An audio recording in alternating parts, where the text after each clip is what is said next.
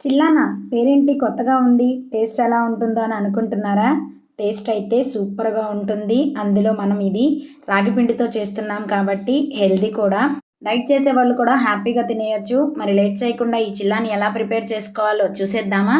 ముందు మిక్సింగ్ బౌల్‌లోకి 2 కప్స్ రాగి పిండి, హాఫ్ కప్ బియ్యపు పిండి, 1 కప్ ఫ్రెష్ పెరుగు, చిటికెడు పసుపు, కొంచెం ఇంగువ, 1 కప్ సన్నగా తరిగిన ఆనియన్స్, 2 పచ్చిమిర్చిని సన్నగా కట్ చేసి వేసుకోవాలి. అలానే 1 ఇంచ్ అల్లంను కూడా సన్నగా కట్ చేసి వేసుకోవాలి. ఇందులోకే పావు టీ స్పూన్ కారం, మన రుచికి సరిపడా సాల్ట్, 1 టేబుల్ స్పూన్ జీరా ఇవన్నీ వేసుకొని వీటన్నిటిని ఒకసారి కలుపుకోవాలి.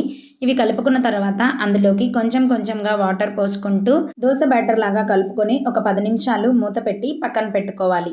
10 నిమిషాలకి పిండి చక్కగా నానిపోతుంది. ఇప్పుడు స్టవ్ వెలిగించుకొని దోస పెనం పెట్టుకోవాలి. పెనం హీట్ అయిన తర్వాత మనం కలిపి పెట్టుకున్న పిండిని ఒకసారి కలుపుకొని దోస పెనం పైన దోసలాగా వేసుకోవాలి. అంతే, మన రాగి చిల్లా రెడీ. ఇది హెల్త్కి చాలా మంచిదండి. సింపుల్ ఇంగ్రీడియంట్స్తోనే టేస్టీగా చేసుకోవచ్చు. మార్నింగ్ బ్రేక్ఫాస్ట్లోకైనా ఈవినింగ్ డిన్నర్లోకైనా సూపర్గా ఉంటుంది. ఎన్ని తిన్నా కూడా హెవీ అనిపించదు. ఒకసారి ట్రై చేయండి. ఇలా అన్ని దోశలు వేసుకున్న తర్వాత వీటిని రైతాతో కానీ ఊరగాయతో తిన్నా కూడా టేస్ట్ అదిరిపోతుంది. నచ్చిన వీడియో నచ్చితే ఒక చిన్న లైక్ చేయండి. అలానే మీ ఫ్రెండ్స్ అండ్ ఫ్యామిలీ మెంబర్స్కి ఈ హెల్దీ రెసిపీని షేర్ చేయండి. చాలా త్వరగా చేసుకోవచ్చండి. మీరందరూ కంపల్సరీగా ట్రై చేసి ఎలా వచ్చిందో మీ ఫీడ్బ్యాక్ని నాకు కామెంట్లో షేర్ చేయడం మర్చిపోవద్దు. మరొక మంచి వీడియోతో మళ్ళీ కలుస్తాను. అప్పటి వరకు stay tune to Sudhavahini vlogs. Don't forget to subscribe. Thanks for watching.